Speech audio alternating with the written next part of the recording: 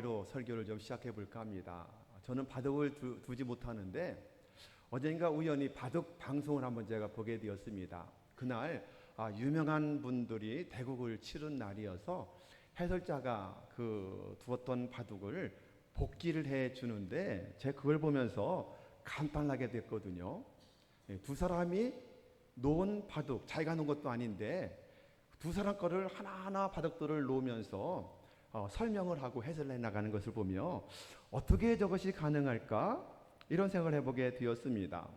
이게 복기라고 하는 것인데, 복기라고 하는 것은 바둑이 끝난 뒤 양 대국자가 서로의 잘못을 되짚어 보기 위해서 방금 두었던 대로 처음부터 끝까지 다시 뒤풀이해 보는 것이 복기라고 하는 그렇게 단어로 쓰여지는 것을 보게 되었습니다.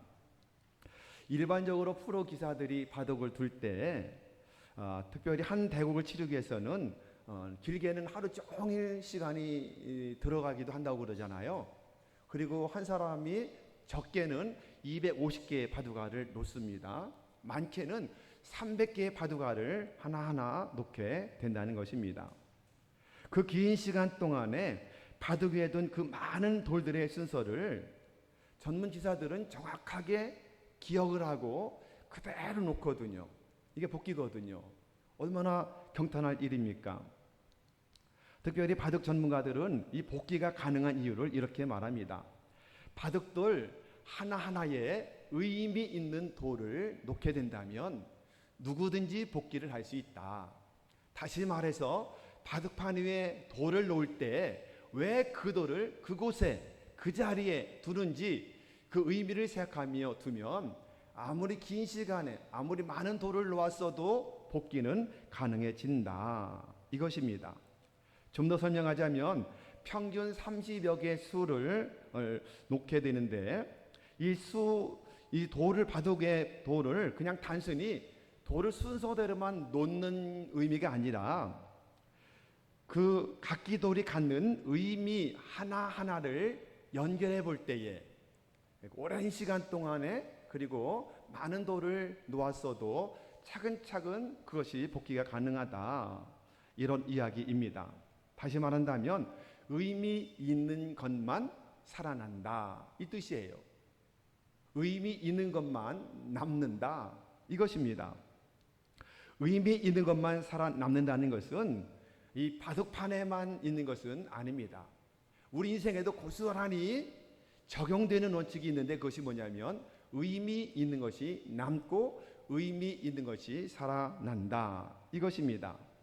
인생이란 거대한 바둑판과도 같지 않습니까? 우리가 사는 매일매일을 바둑판 위에 두어지는 한 개 한 개, 한 시간 한 시간, 순간순간마다 놓아지는 돌과도 같은 그런 의미를 가지고 인생은 살아가게 되는 것입니다. 그러므로 얼마나 오래 아니면 얼마나 짧게 살았느냐, 여기에 상관없이 결국 얼마만큼의 의미를 지닌 삶을 살았느냐, 의미를 가지고 산 날이 얼마나 많이 있느냐, 이것이 결국 우리 기억 속에도 남게 되고 더 나아가서 우리 신앙인들은 그것을 마지막 주님 앞에 섰을 때에 내어드릴 수 있는 복기가 될 수 있다는 것입니다. 60이 넘어서 예수님을 만나신 분이 계셨습니다. 지금까지 나름대로 자기 분야에서 최선을 다해서 정말 열심히 살아오신 분이었습니다. 그러다가 60이 넘어서 비로소 예수님을 구세주로 만나게 되었습니다. 그리고 예수 만난 후 그분은 아직 정년이 2년 정도 남았잖아요. 2년이 남았지만 그럼에도 불구하고 현직에서 은퇴를 하기로 결심했다고 합니다. 왜냐하면 길이요 진리요 생명 되시는 주님을 생명으로 그분을 만나고 나서 자신이 살아온 지난 60평생을 돌아보니 의미 있게 남는 것이 아무것도 없더라는 겁니다. 나중에 주님 앞에 서서 내 생활, 내 인생, 내 것을 주님 앞에 고할 때가 올 텐데, 결산의 때죠. 심판의 때죠. 그때 주님 앞에서 주님, 나는 60년 동안 이러한 삶을 주님을 위해서 살았습니다 라고 복기해 드릴 것이 아무것도 없더라는 거예요. 그러므로 말미암아 2년이 정년이 남았어도 이제는 내가 은퇴를 한 다음에 60이 넘었을 망정 지금부터라도 내가 예수님, 그분을 영광을 위해서 내가 살기를 원한다. 예수님의 진리 안에서 의미 있는 날들을 내 인생판에 하나하나 놓으면서 남은 생애를 살리라. 하나님의 영광에 내게 살겠다, 말씀대로 살겠다, 이런 결단을 하게 되었다는 것입니다. 얼마나 고귀한 일입니까? 그런데 정반대의 일도 있습니다. 대학교를 졸업한 이후에 30년 동안 자기 방에 갇혀서 방에 나오지 못한 한 젊은 청년이 있었다고 합니다. 그 청년이 집 밖에 나온 것은 오래전에 동생이 결혼할 때 한 번 나왔었고, 몇 년 전에 어머니가 돌아가셔서 할 수 없이 장례식을 치르느라고 밖으로 나온 것이 유일했다고 그래요. 밥도 자기 방에서 혼자 먹었습니다. 물론 결혼할 생각도 안 했겠죠. 직장 다닐 생각도 없습니다. 은둔형 외톨이로 30년을 자기 방에 갇혀 살게 되었던 거예요. 이런 아들을 둔 그런 아버지는 아들이 안 버릴 때때로 사람들이 물어보잖아요. 그때마다 이렇게 대답을 했다고 그럽니다. 그놈이 방 안에 들어박혀서 있긴 하지만 그래도 그동안에 수천 권의 책을 다 독파했어. 동서고금의 철학, 문학, 심지어는 천문지리까지 입신의 경지에 이르렀어. 이렇게 말하면서 그냥 위로를 받았다는 그런 이야기를 했습니다. 여러분, 30년 동안에 수천 권의 책을 아무것도 하지 않고 책만 읽었다면 얼마나 박학다식하겠습니까? 많은 학문, 그 아버지가 말한 것처럼 모든 분야에서 아마 정말 입신의 경지에 이를 정도의 많은 지식을 쌓았을 것입니다. 그러나 여러분, 그 지식이 하늘을 찌를 듯 높다 할지라도 그가 그 방으로 나와서 가족과 아니면 다른 사람과 사회 속에서 어울려 살지 못하는 한 그 삶이 어떤 의미가 있겠습니까? 그가 수필 한 편이라도 아니면 논문 한 편이라도 그 많은 책을 읽고 썼더라면 다른 사람을 위해서 유익을 주었을 텐데, 그렇지 않은 한 그의 삶의 의미는 아무것도 없었다라고 하는 거예요. 그런데 안타깝게도 이분이 50세의 나이로 세상을 떠나버리고 말았습니다. 사인은 운동 부족으로 인한 장기의 손상이었다, 그렇게 인생을 마감하게 되었습니다. 물론 그의 방에서 다른 사람이나 가족이나 다른 사람을 위해서 남긴 것은 종이 한 장도 없었습니다. 그냥 유일하게 자신에 갇히고 자기 방에 갇혀서 30년 내내 그렇게 살아왔지만 여러분, 그에게 의미라고는 전혀 없었던 모습을 보게 됩니다. 이 두 사람을 한번 여러분 비교해 보시기 바랍니다. 인생에 있어서 의미는 이렇게 중요한 것을 여러분 믿으시기를 예수님의 이름으로 축원합니다.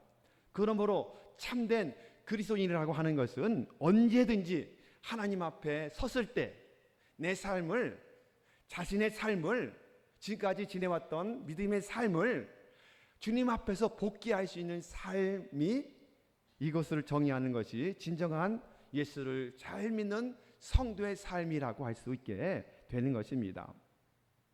여러분, 어느 날 불현듯 하나님이 우리를 부르심을 받을 때가 있을 것입니다. 순서는 다르지만 언젠가는 주님 앞에 설 때가 있다고 우리는 믿고 성경도 그렇게 말씀하고 있습니다. 그날에 주님 앞에 드릴 것이 있어야 될 텐데 그분 앞에 섰을 때 드릴 것이 아무것도 없고 복귀해서 내가 이렇게 하나님의 영광 위에 마천히 직분 위에 교회를 섬기며 살았습니다 라고 복귀할 것이 하나도 없다면 여러분, 그날 얼마나 황당한 일이 일어나겠습니까? 오늘 우리 모두 우리 인생을 되돌아보는 복된 시간이 되시기를 예수님의 이름으로 축원합니다. 우리 지나온 인생판에서 내가 어떤 의미를 가지고 하나님의 영광 위에 살아왔는가, 그리고 먼 훗날 주님 앞에 섰을 때에 그 의미가 소멸치 않을 참된 바둑의 수처럼 던져졌던 것, 스스럼 없이 복귀할 수 있는 것은 얼마나 있는가, 아니면 전혀 없는가, 앞으로 어떻게 살 것인가, 어떤 의미를 추구하며 살 것인가를 철저하게 점검하는 복된 삶이 되시기를 예수님의 이름으로 축원합니다. 여러분, 바둑이든 인생이든 마찬가지입니다. 의미 있는 것만 뭐예요? 살아남는 것입니다. 복귀할 수 없는 인생이라면 이미 의미를 상실한 인생이기 때문에 그보다 더 허망한 인생은 없다는 것입니다. 여러분, 그러므로 우린 더 이상 기분 내킨 대로, 욕심 나는 대로, 욕심을 쫓아서 아무렇게나 살아서는 안 된다 하는 것입니다. 지금부터라도 우리 삶의 진정한 의미를, 참된 의미 있는 삶을 추구하는 성도가 되어야 하지 않겠습니까? 삶의 진정한 의미를 찾고 진짜 의미 있는 삶을 추구하며 주님 맡겨진 사명을 감당하며 남은 생애를 살아가는 것으로 결단하여야 되지 않겠습니까? 과연 예수 믿는 우리들이 추구해야 될 의미 있는 삶이란 그럼 구체적으로 무엇일까요? 주님은 아주 간단하게 우리에게 말씀하셨습니다. 첫째는 하나님을 사랑하되 마음을 다하고 목숨을 다하고 뜻을 다하고 힘을 다하여 주 너의 하나님을 사랑하라. 이것이 첫째 되는 계명이다. 둘째는 이것이니 뭐라고 말씀하십니까? 내 몸처럼 너의 이웃을 사랑해라. 이 두 가지로 요약되는 것을 보게 되지 않습니까? 이것이 가장 진정으로 의미 있는 삶이라고 하는 사실을 여러분 믿으시기를 바랍니다. 갈릴리 바다에서 밤이 맞도록 그물을 제자들이 던졌습니다. 그런데 밤새도록 그물을 던져서도 철저하게 빈손이었고 빈 그물밖에는 가지고 있는 것이 아무것도 없었습니다. 밤새 아무 의미 없이 헛수고만 밤새 했던 것입니다. 마침내 새벽이 밝아올 즈음에 바닷가에 서 계셨던 주님께서 말씀하셨죠. 자, 6절의 말씀을 우리 같이 한번 읽어볼까요? 자, 6절. 자, 시작. 이르시되 그물을 배 오른편에 던지라. 그리하면 잡으리라 하시니. 먼 바닷가에 서셨던 주님이 제자들 향해서 말씀하는 거예요. 그물을 배 오른편에 던져라. 그리하면 얻을 것이다. 제자들은 그 말씀을 쫓아 배 오른편에 한 번 더 그물을 던지면서도 그 음성의 주인공이 주님이라고 하는 사실을 아는 사람이 아직까지 없었습니다. 그것에 대해서 관심도 없었던 것입니다. 그 정도로 지금 이 제자들은 물고기 잡는, 다시 말한다면 물질적인 세계에 눈이 어두워 거기에만 집착하고 있었던 것입니다. 그런데 순종했더니 놀랍게도 상상할 수 없는 일이 일어나고 말았습니다. 밤새 물고기라고는 그림자도 찾지 못했던 그 갈릴리 바다에 마지막 한 번 더 오른편에 그물을 던졌더니 수많은 물고기가 걸려들었다. 이렇게 말씀하고 있습니다. 이 사실을 확인한 후 제일 먼저 요한 제자가 뭐라고 그래요? 베드로를 향해서 주님이시다 이렇게 말합니다. 주님이시다. 그 사실을 확인한 요한이 제일 먼저 주님을 알아본 거잖아요. 아무것도 없는 텅 빈 무의 갈릴리 바다, 그 바다에 그물에 넘치는 유의 세계로 바꿀 수 있는 유일하신 분, 그분이 누구시라고요? 주님밖에 없구나. 분명히 주님의 음성이구나. 이렇게 확실하게 뒤늦게나마 알게 되었고, 이 말을 들은 베드로는 듣자마자 벗어두었던 겉옷을 걸치고 물에 뛰어내려 주님께로 가는 모습을 오늘 본문 속에서 보게 되는 것입니다. 주님이시라는 이 말을 들은 이상 고기를 잡는 배 위에서 더 이상 머물러 있을 필요가 없다는 것을 비로소 깨달았기 때문에 서둘러서 베드로가 자기 성격대로 물에 뛰어들어 주님께로 나가게 되었던 것입니다. 자, 제자들이 베드로가 도착하고 배가 그물을 끌어올린 다음에 도착해서 육지에 올라보니 숯불이 피어져 있고 숯불 위에 물고기를 굽고 계시고 떡도 함께 준비하고 주님께서 친히 제자들을 맞이하시는 장면을 오늘 말씀 속에서 보게 되는 것입니다. 밤새도록 까맣게 모든 걸 다 잃어버리고 사명도 잃어버리고 주임도 잃어버리고 그리고는 물고기 잡는 일에만 혈안되었던 그들, 몸둘 바를 모르는 제자들에게 주님께서는 방금 잡은 물고기를 가져오너라 이렇게 말씀하시고 그리고는 와서 주반을 먹으라 12절에서 말씀하죠. 그리고 숯불을 친히 피우시고 그 숯불 위에 생선을 구우시고 손수 떡을 준비하셔서 지금 주시려고 하는데 밤새도록 주님을 망각한 채 고기 잡는 것에만 혈안이 되었던 그들, 아무도 감히 그 음식에 손을 대는 제자가 하나도 없었던 것을 말씀하죠. 자, 우리 한번 13절의 말씀을 같이 한번 읽어볼까요? 자, 시작. 예수께서 가셔서 떡을 가져다가 그들에게 주시고 생선도 그와 같이 하시니라. 몸둘 바를 모르고 있는 그 제자들 앞에 감히 음식에 손도 대지 못하고 있는 그들에게 직접 떡을 띄워 주시고 물고기 생선도 그렇게 나누어 주시는 주님의 모습을 보게 되는 것입니다. 주님께서 이것을 통해서 이처럼 제자들에게 하나님의 영광, 나를 떠나서 너희는 아무것도 얻을 수 없다는 사실을 알려주고 계시며 직접 본을 보이시며 섬김과 헌신의 본을 보여주시는 주님의 모습을 보게 됩니다. 그럼으로써 밤새 자신들의 욕망에 사로잡혀 헛금을질만 하는 의미 없는 하룻밤을 허비해버린 그들이지만 이렇게 살아서는 안 된다는 것을 분명히 떡을 나눠주시고 생선을 나눠주시면서 섬김의 본, 헌신의 본, 다른 사람을 위해 살아가는 타인을 위한 헌신, 이거 지금 아주 잘 보여주고 계시는 주님의 모습을 보게 되는 것입니다. 여러분, 그러므로 오직 하나님의 영광과 다른 사람을 위한 섬김과 사랑, 헌신의 도구로 너희는 앞으로 살아가야 된다라고 하는 사실을 무언중에 교훈하시기 위해서 지금 이와 같은 섬김으로 그들을 섬겨주고 계신 것을 보게 되는 것입니다. 이 사실을 바르게 인식하면 왜 갈릴리 바다에서 똑같은 사건이 두 번이나 반복해서 일어났을까, 그 이유를 알게 되거든요. 분별 갈릴리 사건이 있는 날로부터 약 3년 전에 누가복음 5장을 여러분 기억하실 겁니다. 그때는 주님께서 공생의 사역을 막 시작하실 때였습니다. 그리고 제일 먼저 제자들을 부르실 때였습니다. 그날도 베드로와 요한과 야고보, 이 사람들은 갈릴리 바다에서 밤새도록 고기를 잡았지만 고기를 한 마리도 잡지 못했다고 누가복음 5장은 말씀하고 있습니다.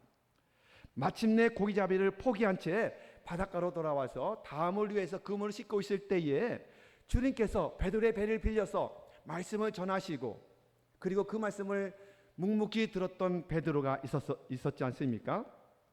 그리고는 그때 주님께서 다시 말씀하십니다. 베드로를 향해서 뭐라고 말씀하셔요? 자, 우리 누가복음 5장 4절의 말씀을 같이 한번 읽어볼까요? 자, 시작. 말씀을 마치시고 시몬에게 이르시되 깊은 데로 가서 그물 내려 고기를 잡으라. 깊은 데로 가서 그물 내려 고기를 잡으라. 여러분, 적어도 갈릴리에서 잔뼈가 굵은 어부로서는 베테랑인 이 어부들에게 지금 해가 이제 떠오르기 시작을 했고 깊은 데로 가서 고기를 잡으라라고 하는 것은 뭘 상식적인 이야기였습니다. 왜냐하면 갈릴리 특성상 밤에는 고기들이 깊은 곳에 있다가 해가 뜨면서 얕은 곳으로 몰려 나온다는 겁니다. 그러면 고기를 잡으려면 어디다 그물을 던져야 돼요? 얕은 데서 그물을 던져야 되는데, 그런데 주님은 뭐라고 말씀하셔요? 깊은 데로 가서 그물을 던져라. 밤이 맞도록 내가 속에서 얻은 것이 하나도 없지만은 주님의 말씀을 조차 의지해서 내가 그물을 던지겠습니다. 그 그물을 던졌을 때에 어떻게 돼요? 놀랍도록 많은 물고기가 잡혀서 그물이 찢어질 정도의 많은 고기를 잡았던 사건이 바로 3년 전에 있었던 이야기입니다. 여러분, 그리고 나서 놀랍도록 3년이란 시차를 두고 일어난 또 하나의 사건을 보면 그때와 장소와 똑같습니다. 동일 인물들입니다. 전개하는 과정도 다 일치합니다. 똑같은 사건이 똑같은 장소에서 똑같은 사람들에게 두 번이나 반복되었던 것입니다. 그러나 똑같아 보이는 사건이라 할지라도 이 두 사건의 의미는 정말 너무도 판이하게 다른 사건이라는 사실을 깨닫게 됩니다. 자, 첫 번째 사건에서 건져 올린 물고기의 의미는 뭐예요? 주님의 부르심입니다. 제자로 부르시기 위해서 부르신 것입니다. 부르심이에요. 그런데 부름받은 제자들이 물론 그 기적을 보고 주님을 따르게 되었잖아요.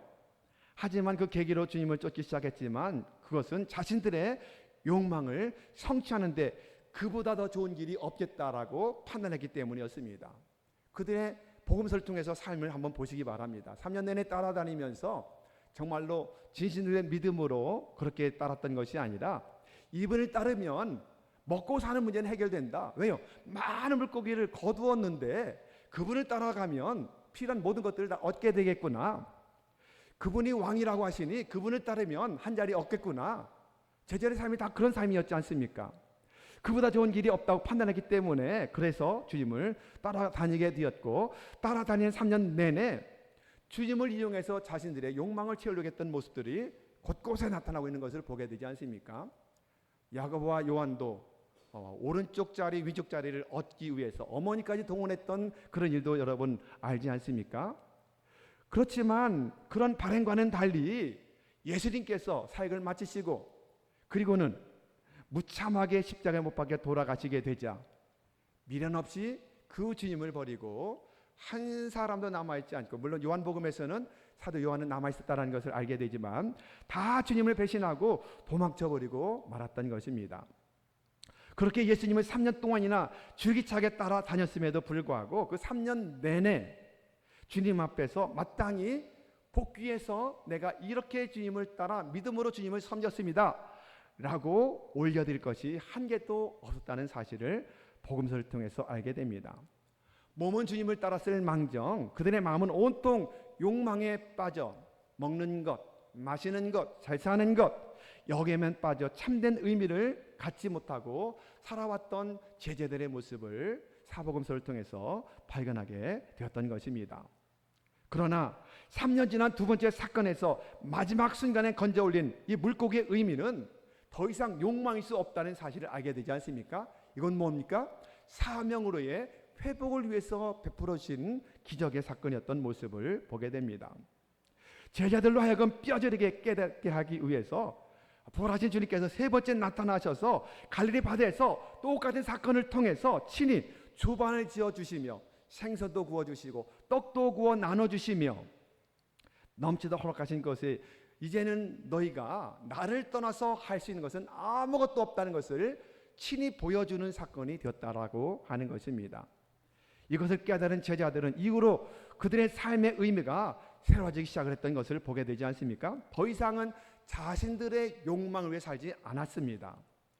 하나님의 영광을 위해서, 주님의 영광을 위해서 목숨까지도 버리면 삶을 살았습니다. 그리고 한 영혼을 구원하기 위해서 타인의 헌신과 봉사의 삶을 사는 사도행전의 막이 오르게 되는 역사가 이 요한복음 21장 이후로 나타나게 되는 것을 보게 되지 않습니까?